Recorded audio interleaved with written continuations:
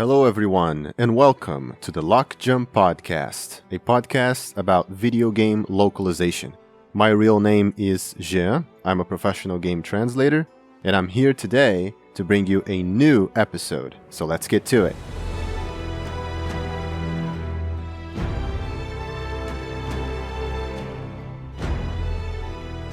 Hey guys, how's it going? Today, we have two guests on my show at the same time, which is a first for me. I got two awesome game developers here to talk about the localization process of their most recent game, which is also their first game.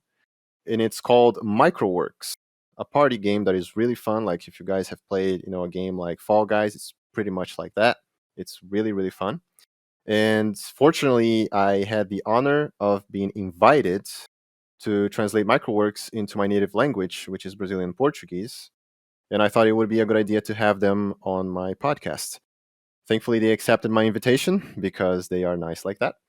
So let's get this show on the road. Would you welcome with me Noam and Nano? How are you guys doing? Hey, thanks for having us on. It's great to be Hello. here.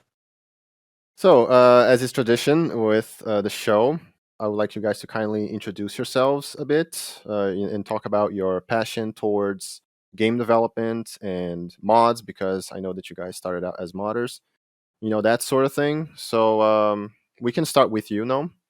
Right, so I'm Noam 2000. I've always been passionate about game development for as long as I can remember, and of course that manifested with modding. I've been a modder for a really long time for a whole bunch of games. The most prominent one that most people know about is Serious Sam, of course. Oh, yeah. That was where my main modding career happened. And recently, I've taken the leap into game development. How about you, Nano? So I'm Kacper Staroń, also known as Prefetcher or Nano. I've had a passion for programming ever since I was basically a baby. I always like to work with computers and make them do stuff. I've started modding fairly recently, actually, maybe like 2018. Like with GNOME, I was modding Serious Sam. And here I kind of felt a passion for game development and mostly netcode engineering. And I've had the pleasure to work with GNOME on MicroWorks as the lead developer. That's amazing.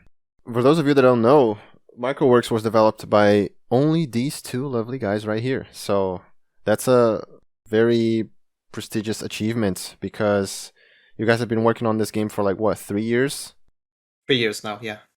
Almost 3 years. Yeah, almost 3 years with a few contractors here and there, but most of the work was done by you two. Yes, we can deny that we had a lot of help, but at the end of the day, most of the heavy lifting was done by us too. That's amazing. So, I have a lot of questions regarding the game's localization process. And the first one that I have is, when you guys started developing the game, was localization already being considered? Like, were you preparing the game's code to support that, or did the Unity engine, which is the engine you guys used, also make that process easier for you? I'd like to talk about that because it's a funny story. Because when we started out prototyping the game, checking out the game mechanics and checking whether this is even fun at all, I wasn't taking localization into account, and that's where Nano came in and told me, hey, you should probably be thinking about that early on, or that otherwise might become an issue. And a few months in, we started realizing, that is indeed an issue, and it was because of Nano that we started working very early on localization support and the engine that we have for localization. Yeah, the engine we have for localization is entirely self-built with inspired by a different localization engine called i18n.js. But everything we have for localization is entirely self-made by us. Both the internationalization part and the pluralization one for different languages. It was specifically made by us and tailored to the game. That's interesting. So everything was coded by you guys specifically? You didn't have to get some some sort of Unity plugin to start, or was it like all from scratch? Nope, it was all from scratch.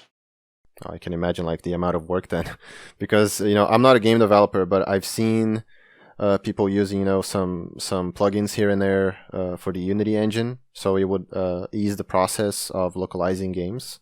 So yeah, that's new to me. It was mostly done by us because we wanted the community to also be able to make translations without having to talk to us. So the entire engine is designed with kind of modability in mind, that someone can just place a file in a folder and the engine will automatically load everything without having to bundle it into the game. Yeah, and I can confirm that because when you guys gave me the tutorial document on how to test my own translation, I was like, dude, this game is ready. It's just ready, so I can test everything. I don't have to like try to look for inside some asset file, and try to look for the right file to edit and stuff, and then re-import everything. No, I just copy the English file and then edit some lines, and there you go. I can test it, and not a whole lot of games are like that. So this is what impresses me the most. Like, you guys are developing your first game, and the care and all this work that went into the localization process is an example of what more developers should do, in my opinion. Congratulations. Thank you so much. Thank you very much. I think something you'll find with MicroWorks, at least personally, is that I try not to design things to have like extra steps, I want things to be able to be understood from a glance without much introduction, without much tutorializing. And yeah, that also applies to the localization. It's just a matter of adding a file and changing values. Yeah, it worked wonders. It was also easier for me to import that file in a translation software that I use called MemoQ. It was pretty easy because since it was a JSON file, MemoQ already supports that out of the box. So I just need to drag and drop, and then there you go. And then I have everything. I don't have to like tell MemoQ what is code and what isn't, what's supposed to be translated and what's not supposed to be translated. Since it already supports the file, I don't have to tell MemoQ what is and what isn't supposed to be translated. That made my life so much easier, honestly. So moving on to the next question, which I think is a really interesting thing to talk about. When you guys were starting the localization process, that is translating all the strings and getting people to do all the work, you guys decided to hire individual translators for each language instead of hiring an agency. And I would like for you to share with us what was the reason behind that decision. That's a good question, because I was thinking about that a lot. We were a few months before the release, and we realized that we need to start working out the localization so we can have everything ready in time. Because MicroWorks is not the kind of game you want to release without localization. And I was looking a lot whether, like, I was thinking to go for an agency, and I looked around a bunch, and I figured it's not a good fit for us. One reason is budgeting. Their agencies can get really expensive. Yeah. Second, and yeah, we're not the most funded project. We're doing everything that we can do on our own, we are doing on our own. And secondly, there's a lot of, I guess you could say, specifics that we really cared about being able to fine tune, because when you go for an agency, you don't really, how do I say it? There's a lot of lost communication. If there's an error, like, chances are you won't see it and the localizer won't see it. Like, we're talking about game specific error. Like, maybe you meant something else and the localizer didn't understand. That kind of miscommunication. So I think in that regard, it was really important for us to be able to get a little more personal with our translators. We wanted them to actually try out the game, like actually be able to play it and be able to test their languages. And I can safely say it was the good decision in the end, because we've really seen people take very deep care with their translations. Oh yeah, that certainly helped. It made me feel more engaged with the game, and my work actually it became more important to me to do a good job because I knew how the translation was going to appear on the screen, and if everything was correct in the appropriate context. Because if I couldn't test the game, a lot of mistakes would have been included, unfortunately. But that was not the case.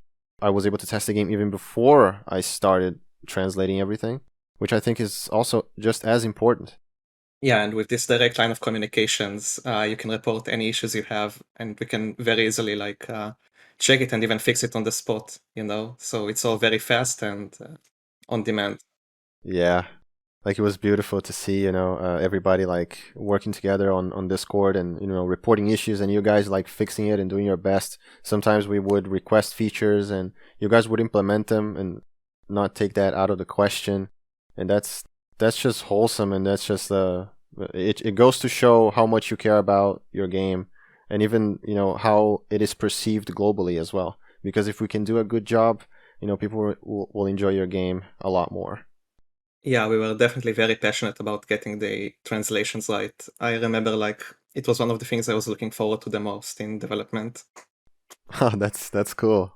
So we can get into a bit of detail about this process. When you guys started, sending the strings to everyone, how was this process from sending all the localization strings up until the point that you guys had to implement them in the game?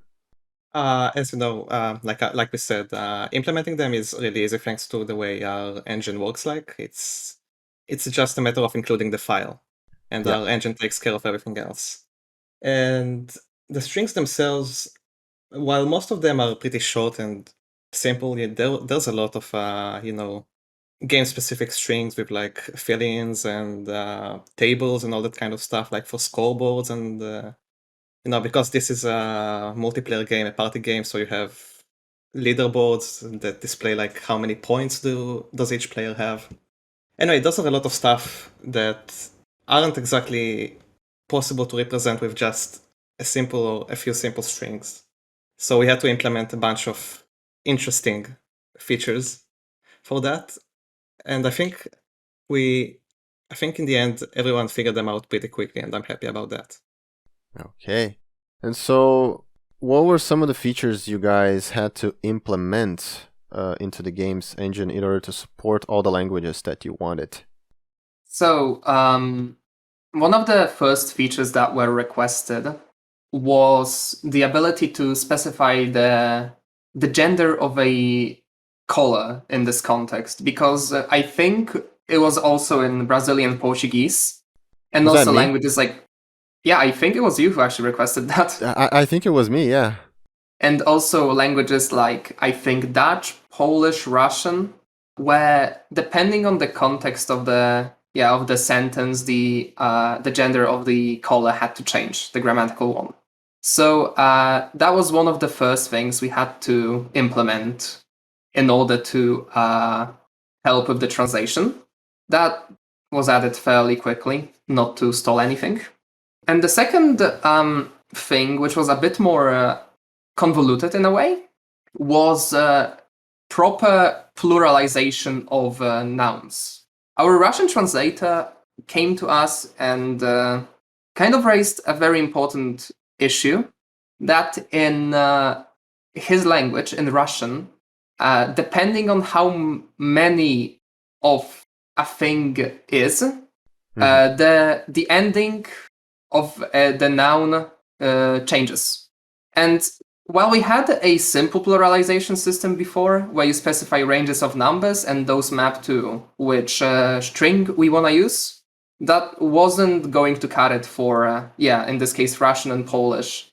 The rules change depending on very intricate specifics. So I had to spend a bit of time reading language rules and implementing a lot of stuff to support like standardized pluralization. It was a bit of work, but in the end, when we added the engine, it worked just fine with our existing system, and we unblocked the Russian translation fairly quick. That's really interesting. So yeah, that was what I meant when I said that you guys went out of your way to implement that sort of stuff. I don't know if it's also a thing, in other games translated into Russian. I don't know because I honestly don't speak the language. But I have some Russian friends, so I can ask them, even though if they see that sort of system implemented in their games, in the games that they play. That's going to be interesting to know. So, another thing that I think is pretty interesting, I mean, you guys have translated your game into your own native languages, aside from all the other translators translating to theirs. So the game was also translated into Hebrew and Polish. And what I wanted to know about that is if you guys started before everybody else, before the localization process, maybe for testing purposes, or only when you hired all the other translators. So were you working with us at the same time? Before, we had a half working Polish translation. It wasn't really anything big, but anytime we wanted to test the translation system, I would just translate something into Polish. But other than that, we basically both started right after we've hired everyone else to do their own translations. Yeah, we've run some of our own tests on the localization system, but we never gave it the final push until everyone was ready. I see. So it was pretty much like at the same time with everybody else when you really started going forward with it, like translating a lot of strings and then, finding bugs and stuff. Yeah, because it is a big file after all, at least for us, because we also have to take care of a lot of other things with development. So it's priorities kind of thing. Oh yeah, since it's just two guys, it's perfectly understandable why that is. So, any localization challenges when translating your own game into Hebrew and Polish? Maybe a new feature that you had to implement when you guys started translating it, or any language-related challenges, like when translating a certain term or something like that? With Hebrew, it's a bit of a mess, I'll be honest, because our language, the main issue is we write it right to left. Mm-hmm. We can't support that because it's too much work. It's even if we wanted to, our text renderer doesn't properly support mixing Hebrew with mixing right to left sentences with left to right. So I had to hack it a little together. I basically had to write my translation and then reverse every string so it would appear properly in our left to right engine. And that way we can also mix it together with English and, for player names and that kind of thing. So it's a bit of an inconvenience, but at the end of the day it works, and I think that's what counts. I see. Interesting.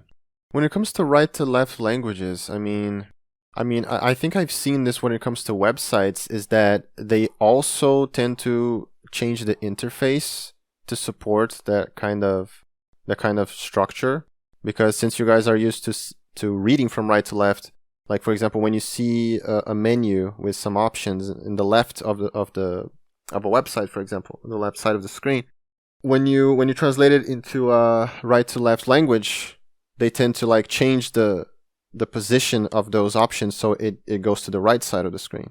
I think I've seen that happen. Yeah. I don't think I've seen this sort of thing in a game before, but that would be pretty interesting to implement. I mean, it would be a ton of work, I can only imagine. Yeah, that's also an interesting point. As far as I know, at least, it's rare enough to see a game support Hebrew to begin with. So to see a game actually rework the entire UI for one specific language like Hebrew, then yeah, I haven't seen it yet. And as much as I would have liked to do something like that as well, it is a lot of work. It's like making there's a lot of UI in the game. Like the entire game is almost UI, and to rework all of that in a short time span for Hebrew specifically is at least. But what we did do for certain texts, like where we had the ability to, we did implement code to check for the current language and how it's written, like from which direction is it written at. And according to that, we do flip the alignment of the text, so it at least doesn't look, the word is right on my tongue, I totally forgot it. Anyway, just makes it look proper with the proper alignment for Hebrew. So the UI is basically the same, but the text is aligned, at least, for right to left. Oh, it's good to know that you at least had some that you consider that. I mean, it's your native language, so it's perfectly understandable as well. Like, what about Polish, Nano? Any localization challenges, or be it code wise or language wise? Considering Polish is closely related to Russian, we are both Slavic languages. All of the changes that I had to do to support Russian were also required to support Polish. So the gendering of colors was very important. It saved me a lot of headaches when writing certain strings, and also the pluralization, namely for the points. But other than that, I didn't have to do anything too complex to support Polish. Polish is overall a very supported language in video games, so translating to it wasn't nearly as hard as it was in the case of Hebrew. I see. And so, did localization affect the game's design in some way, or was it the other way around, would you say? Considering, some of the activities in the game? I wouldn't say it affected much. I think at the end of the day, we managed to bring across everything we wanted in English across to other languages as well. I, at least from the top of my head, because there's a lot of things, with games that tons of little systems, but ultimately, I think we didn't have to change anything too major for other languages. Actually, no. There is. I am totally forgetting the few issues we had with the unlocalizable games. Oh, yeah.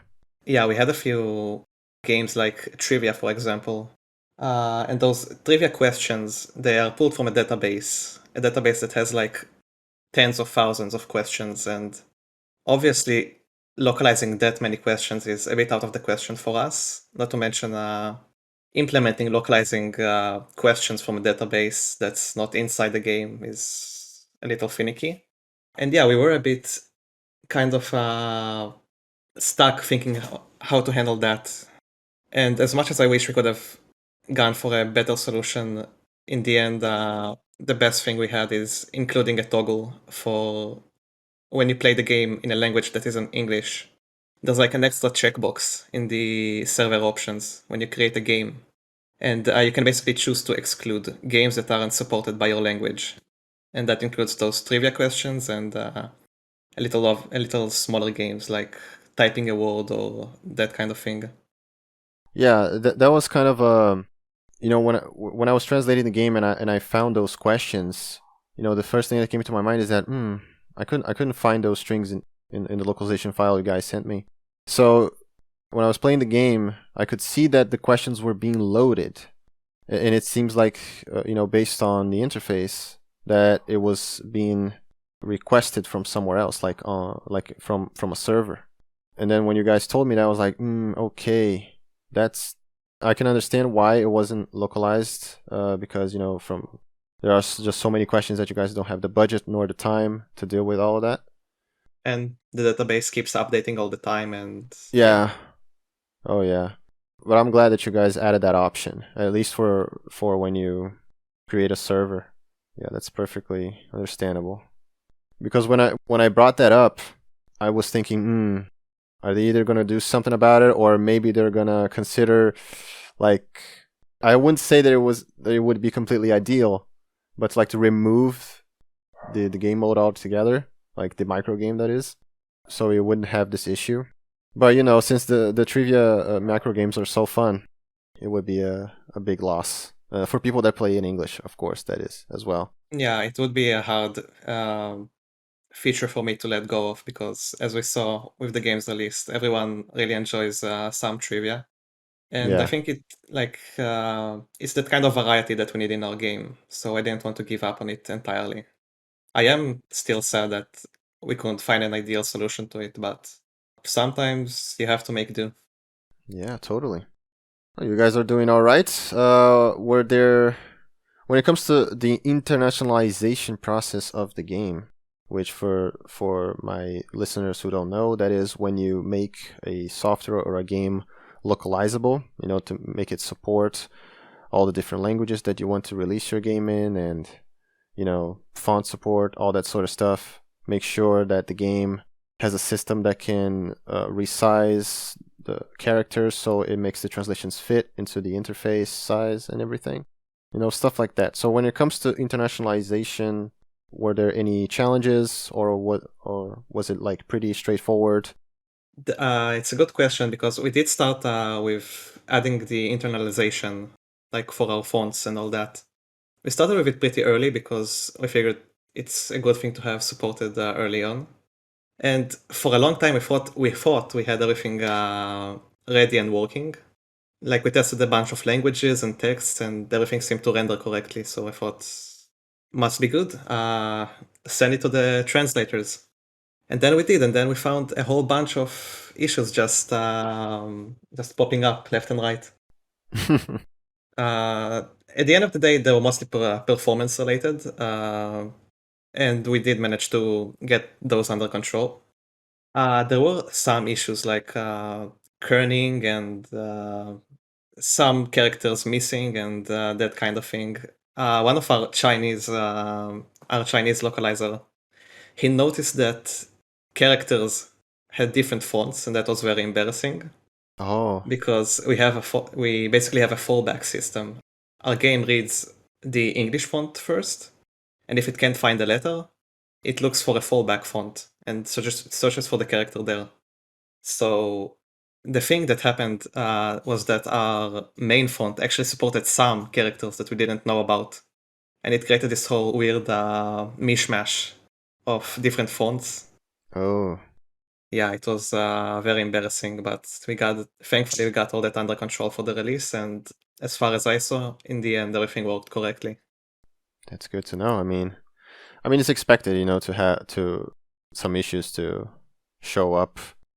Yeah, it's not the kind of thing you think would be difficult, but surprisingly, font rendering is very difficult. Yeah. So it piqued my interest when you said performance-related problems in regards to internationalization. Like, do you have any example of that? You can go on. Okay. So the main problem with support, like with the performance that we've encountered, was mostly with languages like Chinese or Japanese. They require a lot of characters because of their alphabets, of course, and this created an issue where we didn't have all of these characters already loaded. So the game had to, at runtime, check if this character exists, and if it didn't, it had to look it up in the font. It had to render it to an atlas and then display it, which created a bunch of performance pain points, especially in Chinese, which I think our Chinese localization consists of 1,300 different characters total. So every single time the game had to look it up in the font, render it to an atlas, and then display it, which was very computationally expensive and dropped the performance very much. The solution to that was basically, after the translation was complete, we took the file. I wrote a special script that extracted every single character from it. And then we could tell our engine to, hey, this is the amount of, those are the characters we are definitely going to use. You can bake them already into the atlas. So when rendering, you don't have to do it, like when the game is running. And it improved performance massively. We did it for almost every language that had a custom alphabet. That's interesting. That's actually the first time I've heard something like this.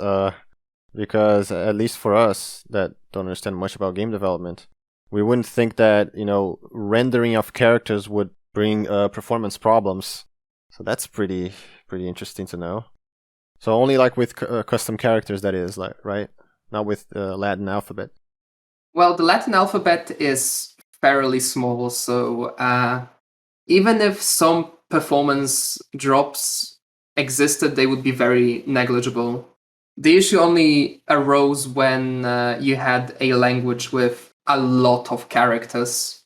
Because, with Latin, you have the base English Latin alphabet, and then maybe a couple extra characters.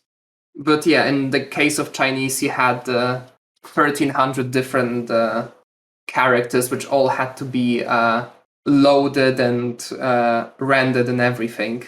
So that dropped performance in Chinese very much. I see.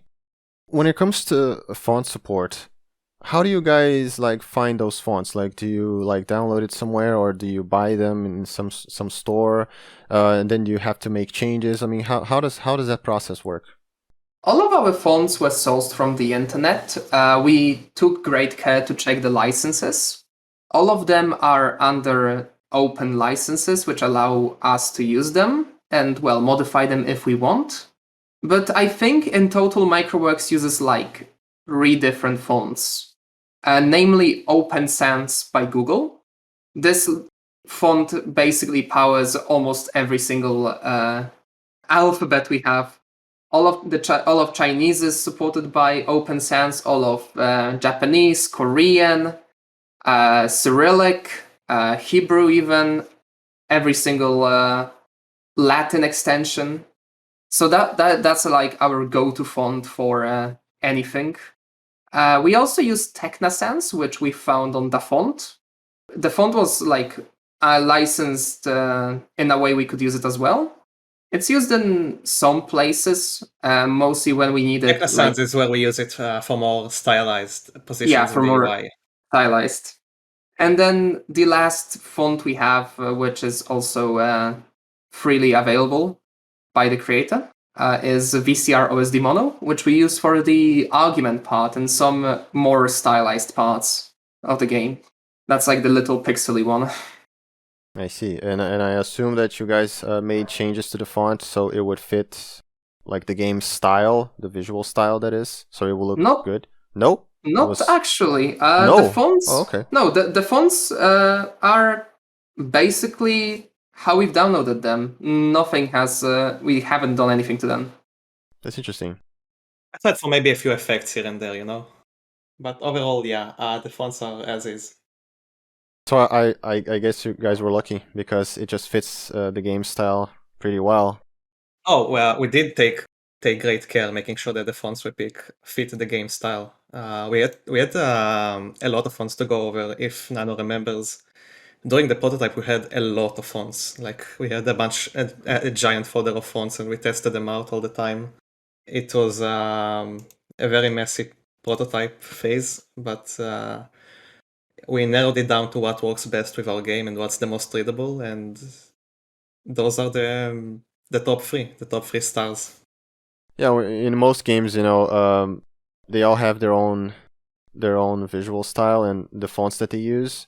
It's like you can see that they were tailored to support all the different characters and still keep that same visual style, which I think is really cool. But in your case, it still works. I mean, I'm not saying that it's bad or anything. Like, it just works. So I thought that it was like some more effort was required, but apparently no. But it was still effort nonetheless because, like you said, you had to go through a whole folder of fonts to find the one that you guys like the most. So yeah, you guys apparently got all of my questions, and I want to thank you for accepting my invitation to show up, and to also, you know, Noam, for you to inviting me to translate your game. Thank you so much for having us. Oh yeah, no, sure, man. I mean, I think I can tell the story. I mean, this is a pretty short one. So Noam worked on a lot of mods for Serious Sam. You know, as he said, you know, he was a Serious Sam modder, and he developed. He was the lead developer of one of the biggest Serious Sam mods to date, which is the most fun one, at least in my opinion. Tennis Project 2018 Red Edition, and you know, at the time I liked the mod so much that I thought, you know, it would be fun to at least try my hand at localizing it and maybe turn it official. And surprisingly, Noam answered me, like, I think in the same day or the day after. I approached him and said, hey, you know, like, we can do this officially, you know, if you want. And he said yes. And then I localized the entire game. It was around 10 or 11,000 words. I mean, even the Steam Workshop page was able to be localized. I didn't know that was a thing. I mean, I knew you could translate Steam store pages, but not precisely like the Steam Workshop pages. Like, that's how much care he took with his mod. even though it was not a game. So, and Serious Sam has its own engine, it has its own localization system. Everything was like ready to be used, and so it was pretty easy, to implement my strings. The file was already there, and the font was already supported. It was using the Serious Sam font, I believe. So my language was pretty much like ready to go. I didn't have any issues with it. And when they were working on MicroWorks, I knew they Noam was working on MicroWorks. And one day I thought to myself, hey, it would be pretty good if I had the chance to work on that game. But I never told Noam about that. I just thought it would be cool. And then, like, I don't know, maybe a year later, Noam approached me like out of nowhere. I was helping my mom with some documentation for her to travel to Australia. And then his message came out of nowhere saying, hey, we're working on MicroWorks. Do you want to work with us localizing the game? And that was like one of the best messages I've received. Oh. It made me like really happy that you remembered me, even after a year after I have localized your game. And I even had to ask my mom, hey mom, can I do this later? Because I really need to answer this guy. Like, this is such a great opportunity, and she was like, no, it's okay. Like, we can do this later. And so that's how we got here today to talk a little bit about the whole process. I think I have this need to apologize for not having as many questions as I thought I should have, because since I'm not a developer, it was really hard for me to come up with all of these questions. Since I'm more of a translator, this is what I do for a living. No, those were great questions. Oh, thank you. I do hope we were able to answer them properly enough. We're both not used to answering that many questions, so... I think you guys did pretty good. You handled it pretty well. And yeah, in regards to that story, like I mentioned at the beginning, it was important for me to have a closer connections with my translators. That's why I really wanted to keep people who I can more easily communicate with than, people who are just pure business, like with a wall between you. And yeah, I had a lot of fun. I was very impressed with how dedicated you were to the localization of the tennis mod, and you did everything really by the book. And like, I knew you're serious about what you do, so it was a no-brainer for me that I wanted you to translate my game. I'm flattered. Yeah. I'm actually thankful that you noticed that. Yeah, that was pretty much a given when we're really hardworking and take what you do seriously, and people remember you. So that's a life lesson right there. Yep. And we have developed this connection, which is way more than just a business connection. At least that's how I feel. Same. The same. So it's a friendship. We can play other games if you guys want. We can chat about other life stuff anytime. So it's anytime. not just it's not just about the money anymore. Right, that's beautiful. Yeah. At the end of the day, when when work doesn't feel like work, then you're doing it well. Wise words, man. Do you guys have any closing thoughts before we wrap this up? No. Honestly, I'm really glad I had the opportunity to partake in this localization process. It showed me a lot that I didn't know. While I knew that localization won't be as straightforward as I would have hoped, I never knew that so many languages have like so many quirks that we have to deal with.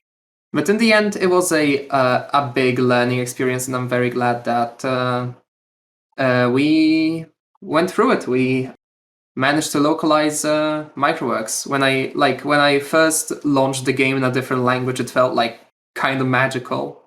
I was like so used to playing this game in English, and I think the Chinese localization was first.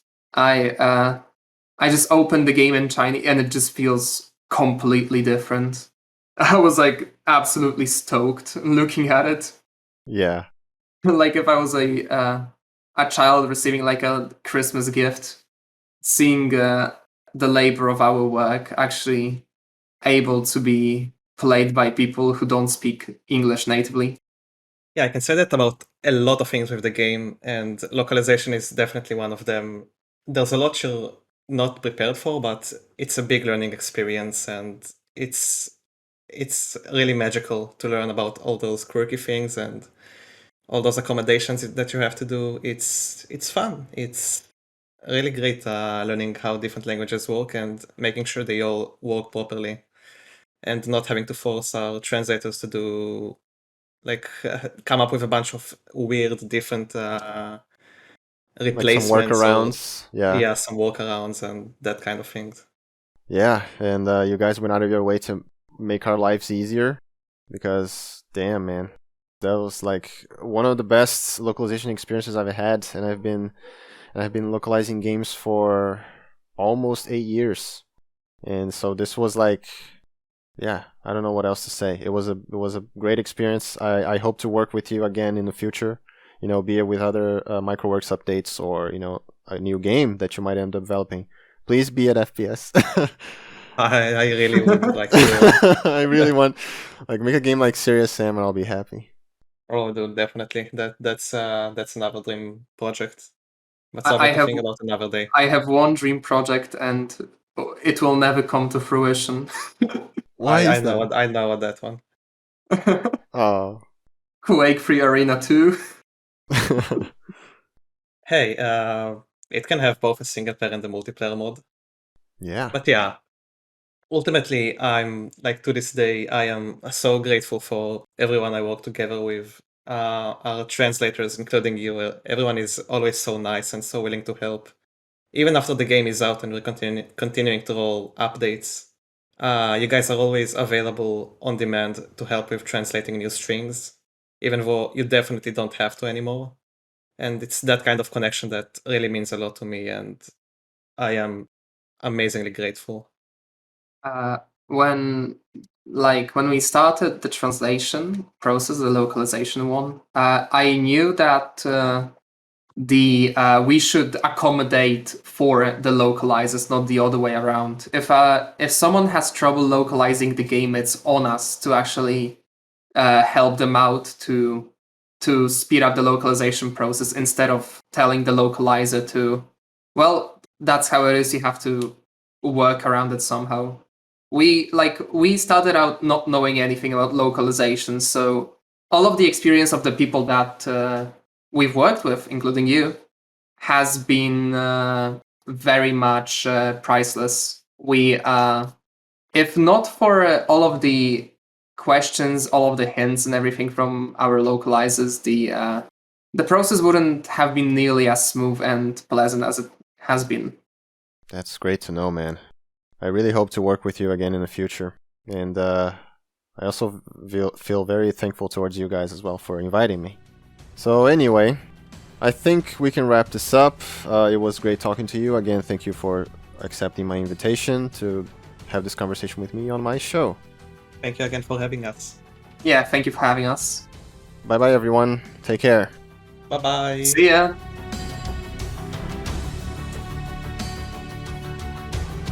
So, that's it, folks. We got to the end of the episode. I want to thank you guys for tuning in and listening to the whole thing. If you are listening to this on YouTube and have any kind of feedback, please feel free to share in the comments. Also, don't forget to leave a like if you enjoyed the podcast. See you guys in the future. Peace.